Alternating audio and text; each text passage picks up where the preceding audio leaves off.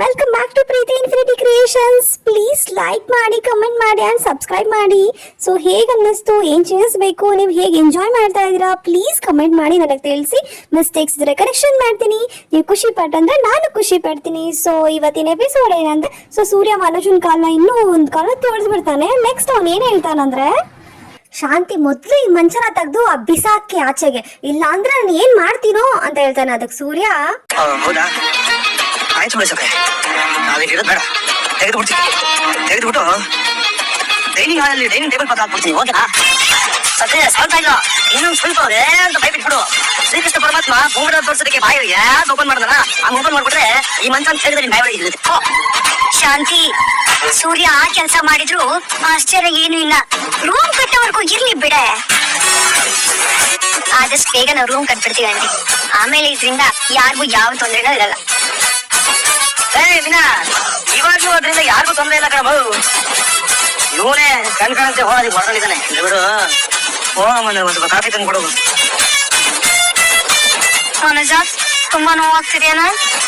ಕಣಮ್ಮ, ಮಂಡಿ ಎತ್ತಕ್ಕೆ ಆಗ್ತಿಲ್ಲಮ್ಮ. ನಾವು ಮೂರೇ ಕಡೆ ಮುರಿದೋಗಿದ್ಯೇನು, ಒಂದ್ಸಲ ಡಾಕ್ಟರ್ ತೋರ್ಸ್ಕೊಂಡ್ಬಿಡೋಣ ಬಾರೋ.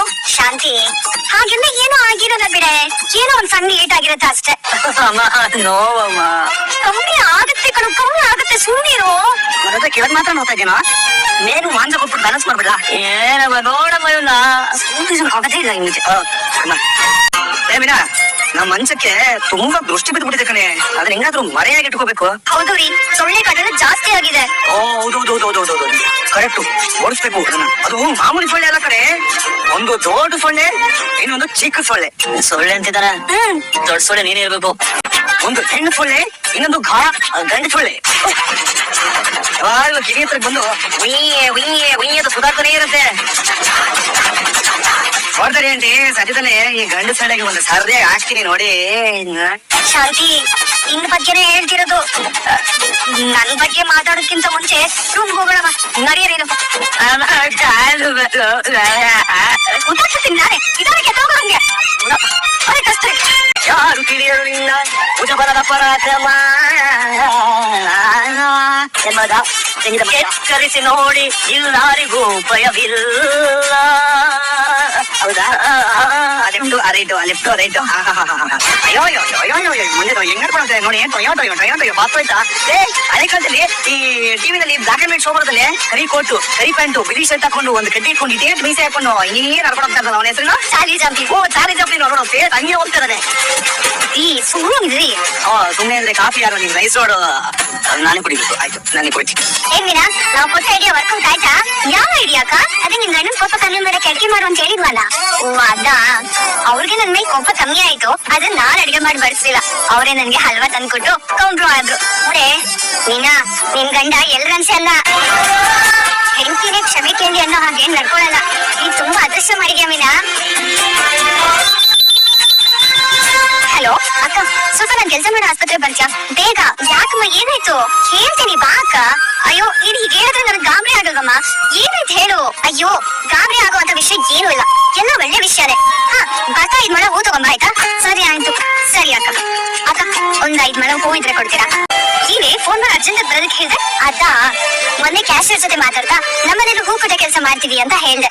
ಅದಕ್ಕೆ ದಿನಾವರ್ತನೆ ಆಗ್ಲಿ ಅಂತ 10 ಮೊಳ ಹೂ ಕೊಡಕ್ ಹೇಳಿದಾರ. ಒಳ್ಳೆ ವಿಷಯ ಅನ್ಬೇಕಂತ ಅಂದ್ರೆ ಅಮ್ಮಂಗೆ ಹೇಳ್ಬೋದಾಗಿತ್ತಲ್ವಾ, ಅವ್ರಿಗೂ ಸಹಾಯ ಆಗೋದು. ಇಲ್ಲ ಅಕ್ಕ, ಕಷ್ಟ ಆಗಿರೋದು. ದಿನ ಬೆಳಗಾದ್ರೆ ಇರೋ ಕೆಲ್ಸ ಜೊತೆಗೆ ಈ 10 ಮೊಳ ಹೂ ಕಟ್ಬೇಕಿತ್ತು. ಅವ್ರೇ ತರ್ತಾರೆ ಹೇಳು? ಅದು ನಿಜನೇ. ಸರಿ, ನಾನೇ ಹೂ ಕಟ್ಟಿ ಆ ದುಡ್ಡನ್ನ ಮನೆ ಕೊಡ್ತೀನಿ ಬಿಡು. ಬೇಡ ಅಕ್ಕ, ನೀನ್ ಹಾಗೆಲ್ಲ ಮಾಡ್ಬಿಡ. ಇಷ್ಟ ದಿನ ನೀನ್ ನಮ್ಮನೆಗೆ ಅಂತ ಹೊರಡಿದ್ ಸಾಕು. ಈಗ ನಾನು ಕೆಲ್ಸಕ್ಕೆ ಸೇರಿದ್ದೀನಿ, ಮಂಜು ಕೂಡ ನಮ್ಮಲ್ಲಿ ಡಿಪೆಂಡ್ ಆಗ್ತಾ ಇಲ್ಲ. ಸಣ್ಣ ಪುಟ್ಟ ಸಂಪಾದನೆ ಅಮ್ಮ ಮಾಡ್ಕೋತಾರೆ. ಈಗ ನಮಗೋಸ್ಕರ ನೀ ಕಷ್ಟ ಪಡ್ಬೇಡ ಅಕ್ಕ. ಯಾಕೆ ಕನಕ ಹೀಗೆಲ್ಲ ಮಾತಾಡಿ ನನ್ನನ್ನ ನಿನ್ನಿಂದ ದೂರ ಮಾಡ್ಬೇಕು ಅಂತ ಯೋಚನೆ ಮಾಡ್ತಿದ್ಯಾ? ಚೀಚೆ, ಹಾಗೇನು ಇಲ್ಲ ಅಕ್ಕ. ಈಗ ನೀನು ಬಾಬಾ ಕೂಡ ರೂಮ್ ಕಟ್ಟಿಸ್ಬೇಕು ಅಂತ ಹೋರಾಡ್ತಾ ಇದ್ದೀರಾ. ಅದ್ರಲ್ಲೂ ನಿನ್ ಕೈಯಲ್ಲಿ ಅದೃಷ್ಟ ಇದೆ ಕಣೆ. ನೀನ್ ಯಾರಿಗ್ ದುಡ್ಡು ಕೊಟ್ರು ಎಲ್ಲರೂ ಚೆನ್ನಾಗಿರ್ತಾರೆ. ಅದಕ್ಕೆ ಈ ದುಡ್ಡನ್ನ ನೀನ್ ಬಾಬಾ ಕೊಡು, ಅವ್ರು ರೂಮ್ ಕಟ್ಟಿಸ್ತಾರೆ. ನೀವಿಬ್ರು ಚೆನ್ನಾಗಿರ್ಬೇಕು ಅಕ್ಕ. ಇಷ್ಟು ಬೇಗ ಜವಾಬ್ದಾರಿ ಬಂದ್ಬಿಟ್ಟು ಕನಕ ನಿನ್ಗೆ. ನೀನ್ ನೋಡ್ತಿದ್ರೆ ನಿಂಗೆ ಎಷ್ಟು ಸಂತೋಷ ಆಗ್ತಿದೆ ಗೊತ್ತಾ? ಅಪ್ಪ ಒಬ್ರೇ ಹೊರಡಿ ನಮ್ 3 ಜನನು ಕಾಪಾಡ್ತಿದ್ರು. ಈಗ ನಾವೆಲ್ಲರೂ ಒಂದ್ ಸ್ಥಿತಿಗೆ ಬಂದ್ವಿ. ಆದ್ರೆ ಆ ಸಂತೋಷನ ಅನುಭವಿಸಕ್ಕೆ ಅವರಿಲ್ಲ ಅಂತ ನಾನ್ ಯಾವತ್ತೂ ಅನ್ಕೊಂಡಿಲ್ಲ ಅಕ್ಕ. ನಿನ್ ರೂಪದಲ್ಲಿ, ನಿನ್ ಗುಣದಲ್ಲಿ, ನಿನ್ ತ್ಯಾಗದಲ್ಲಿ ಅವ್ರನ್ನ ನಾನು ಯಾವಾಗ್ಲೂ ನೋಡ್ತಾ ಇರ್ತೀನಿ. ನೀನು ಮನೆಗೆ ಎರಡನೇ ತಂದೆ ಅಕ್ಕ. ಸರಿ, ನಾವಿಬ್ರು ಆರೋಗ್ಯಕ್ಕೆ ಸಮಯ ಅಲ್ಲ. ಬಾ, ಕ್ಯಾಶಿಯರ್ ಬರ್ಸಿ ಮಾಡಿಸ್ತೀನಿ. ನೋಡ್ಕೊಂಡ ನಿಂಗೆ ಹೊರಡ್ತೀನಿ, ಸರಿನಾ? ಗಮನ ಕೊಡು. ಅಮ್ಮನು ಚೆನ್ನಾಗಿ ನೋಡ್ಕೊಂಡ ನಿಂಗೆ ಹೊರಡ್ತೀನಿ, ಸರಿನಾ? ಸರಿ ಅಕ್ಕ. ಅಕ್ಕ ಒಂದ್ ನಿಮಿಷ.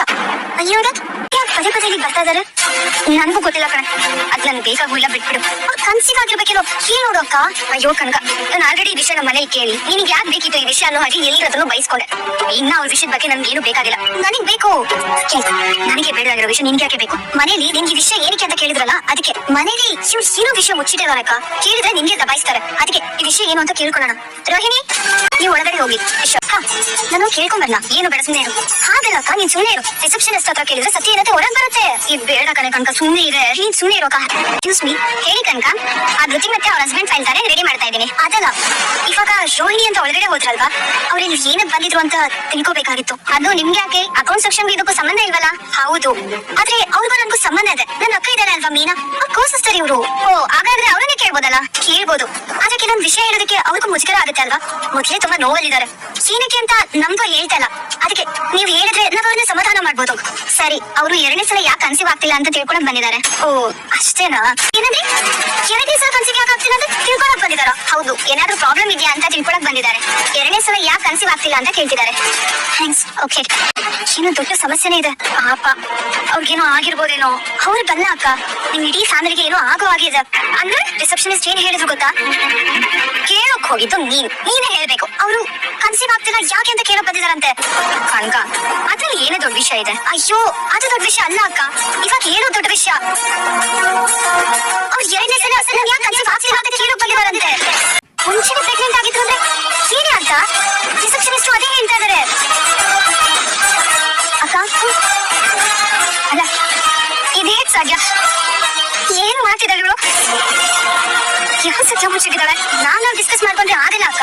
ಅವಳು ಹೋಗಿ ಆ ಡಾಕ್ಟರ್ ನನ್ ಪರಿಚಯ ಇದ್ದಾರೆ, ನಾನೇ ವಿಚಾರಿಸ್ತೀನಿ. ದಯವಿಟ್ಟು ಬೇಡ ಬೇಡ. ಯಾಕಕ್ಕ?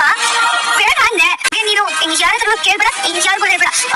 ಆಮೇಲೆ ಇನ್ನೊಂದು, ಈ ವಿಷಯ ಅಮ್ಮಂಗೆ ಯಾವ್ದೇ ಕಾರಣಕ್ಕೂ ಗೊತ್ತಾಗ್ಬಾರ್ದು, ಗೊತ್ತಾಯ್ತಾ? ಸರಿ ಅಕ್ಕ.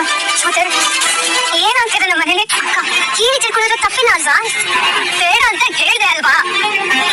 ಹೋಗು, ನಿನ್ ಕೆಲಸ ನೀನ್ ನೋಡ್ಕೋಗು. ಹೋಗು, ನನ್ ಮನೆಗೆ ಹೋಗ್ತೀನಿ. Tension ಆಗ್ಬಿಡಿ sir. ಸರ್ ಇಲ್ಲ, ನಾನು ಇಲ್ಲೇ ಪಕ್ಕದ ಬಿಟ್ಟಿನಲ್ಲಿ ಇರೋದು. 5 ನಿಮಿಷ ಬಂದ್ಬಿಡ್ತೀನಿ. ನೀವು ಚೆನ್ನಾಗಿ ಕೆಲ್ಸ್ಕೊಂಡ ಬಿಡಿ. ಅಯ್ಯೋ, ಏನ್ ಸರ್ ನೀವು? ಅಲ್ಲ, ಎಮರ್ಜೆನ್ಸಿ ಟೈಮಲ್ಲಿ ನೀವು ದುಡ್ಡಿನ ಬಗ್ಗೆ ಮಾತಾಡ್ತಾ ಇದೀರಲ್ಲ. ಚೇ. ಅಯ್ಯೋ, ಅದೆಲ್ಲ ನೋಡ್ಕೊಂಡು ಬಿಡಿ ಸರ್. ಸರ್, ಇದು ಮೊದಲನೇ ಡೆಲಿವರಿನಾ ಎರಡನೇ ಡೆಲಿವರಿನಾ? ಡೆಲಿವರಿನಾ? ನಮ್ಮ ಕಸ್ಟಮರ್ ವೈಫ್ಗೆ ಒಬ್ಬರಿಗೆ ಲೇಬರ್ ಪೇನ್ ಬಂದ್ಬಿಟ್ಟಿದೆ ಅಂತ ಕಣೆ. ಅಲ್ಲ ಸರ್, ಸರ್ ಅಕಸ್ಮಾತ್ ಇದು ಫಸ್ಟ್ ಡೆಲಿವರಿ ಆಗಿದ್ರೆ ನನ್ನ ಕಡೆಯಿಂದ ಫ್ರೀ ಸರ್ವಿಸ್ ಸರ್. ಅಕಸ್ಮಾತ್ ಏನಾದ್ರು ಎರಡನೇ ಡೆಲಿವರಿ ಆಗಿದ್ರೆ ನೋಡಿ ಸರ್, ಬರಲ್ಲ. ನಿಮ್ಗೆ ಏನ್ ಅನ್ಸುತ್ತೆ ಅದನ್ನ ಕೊಡಿ, ಆಯ್ತಾ? ನನಗೆ ಬರ್ತಾ ಇದೀನಿ. ಸರಿ ಸರ್, ಓಕೆ ಬೈ. ಸರಿ, ಇದು ಮೊದಲನೇ ಡೆಲಿವರಿನಾ ಅಥವಾ ಎರಡನೇದಾ? ಎರಡನೇದಂತೆ. ಎರಡನೇದಾ? ಹಾಗಾದ್ರೆ ಮೊದಲನೇದು ಹೇಗಾಯ್ತು? ನನಗೇನೆ ಗೊತ್ತು. ಆ ಪ್ರಶ್ನೆ ನಾನು ಕೇಳ್ಕೊಂಡು ಕೂತ್ಕೊಳಕ್ಕಾಗತ್ತಾ ಇವಾಗ? ನೀನು ಏನ್ ಪ್ರಶ್ನೆ ಅಂತ ಕೇಳ್ತೀಯ? ನಾರ್ಮಲ್ ಎಣ್ಣೆ ಹೊಡ್ಕೊಂಡ್ ಬಂದ ಹಿಂಗೆಲ್ಲ ಮಾತಾಡ್ತೀನಿ. ನೀನೇನೇ ಬಿಟ್ಕೊಂಡಿದೆ ಇವಾಗ? ಅಲ್ಲದೆ ಅದು ಅವ್ರಿಗೆ ಎರಡನೇ ಡೆಲಿವರಿ ಆಗ್ಬೇಕಂದ್ರೆ ಮೊದಲನೇ ಡೆಲಿವರಿ ಆಗಿರ್ಬೇಕಲ್ವಾ? ಆ ಮೊದಲನೇ ಡೆಲಿವರಿ ಆಗಿರೋದಕ್ಕೆ ಎರಡನೇ ಡೆಲಿವರಿ ಆಗ್ತಾ ಇರೋದು. ನಾನು ನಿಮ್ ಜೊತೆ ಹಿಂಗೆ ಮಾತಾಡ್ಕೊಂಡು ನಿಂತಿದ್ರೆ ಅವ್ರ ಮಗು ಡೋಲ್ ಡೆಲಿವರಿ ಆಗೋಗುತ್ತೆ. ಓಕೆ, ನಾನು ಬರ್ತೀನಿ. ನಿಂತ್ಕೊಳ್ಳಿ. ಮಹಾರಾಣಿ ಊರೆಲ್ಲ ಸುತ್ಕೊಂಡು ಈಗ ಬರ್ತಿರೋದಾ? ಅಲ್ಲ ಕರೆ, ನೀವು ಊರ್ ಸುತ್ತಕ್ ಹೋಗ್ಬಿಟ್ರೆ ಮನೆ ಕೆಲಸ ಎಲ್ಲ ಯಾರು ಮಾಡೋದು? ಅತ್ತೆ, ಹೊರಗಡೆ ಹೋಗಿ ಬರ್ತಿದ್ದೀರಾ? ಅಯ್ಯಯ್ಯೋ, ನೀನು ಹೊರಗಡೆ ಸುತ್ಕೊಂಡ್ಬಂದು ನನ್ನೇ ಪ್ರಶ್ನೆ ಮಾಡ್ತಿದ್ದಿಲ್ಲ ಅಲ್ಲ? ನಿನಗೆ ತಲೆಗಿನ ಕೆಟ್ಟೋಗಿದ್ಯಾ ಹಿಂಗೆ? ಅತ್ತೆ, ಅದು ಬರ್ತಿದ್ದಾರೆ. ನಾನು ಹೂ ಕಟ್ಬಿಟ್ಟು ಬರೋದಕ್ಕೆ ಹೋಗಿದ್ದೆ. ಹಂಗೆ ಫ್ಯಾನ್ ಆನ್ ಮಾಡ್ಬಿಟ್ಟು ಬಿಸಿ ಟೀ ಮಾಡ್ಕೊಂಬ. ಸರಿ ಅತ್ತೆ. ಏನೇ ಮಾಡ್ತಿದ್ಯಾ?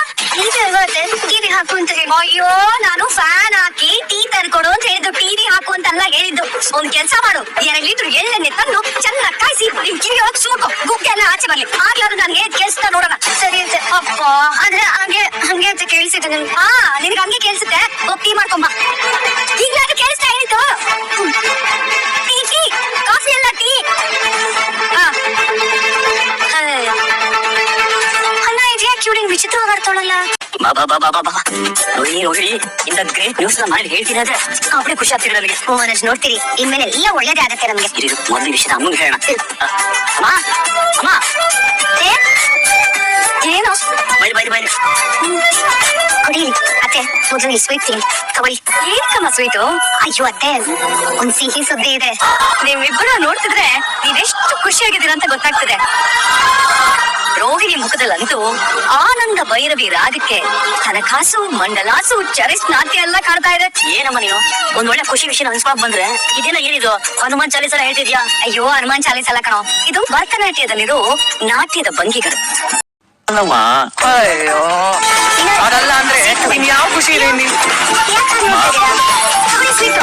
ಇವತ್ತು ನಮ್ ಶೋರೂಮಲ್ಲಿ ಒಳ್ಳೆ ಲಾಭ ಆಗಿದೆ. ಅದಕ್ಕೆ ಈ ಸ್ವೀಟು. ತಗೊಳ್ಳಿ. ಒಂದೇ ಸಲ ಮಾರಾಟ ಆಗಿದೆ. ಅಯ್ಯೋ ಯಾವ್ದೋ MNC ಕಂಪ್ನಿಯವರು ಪರ್ಚೇಸ್ ಮಾಡ್ಕೊಂಡು ಹೋದ್ರು. ತಿಂಗಳಲ್ಲಿ ಇದೇ ತರ 1-2 ಸಲ ಸೇಲ್ ಆಗ್ಬಿಟ್ರೆ ನಿಜಾನ್ ದುಡ್ಡು ಮಾಡ್ಬೋದಮ್ಮ.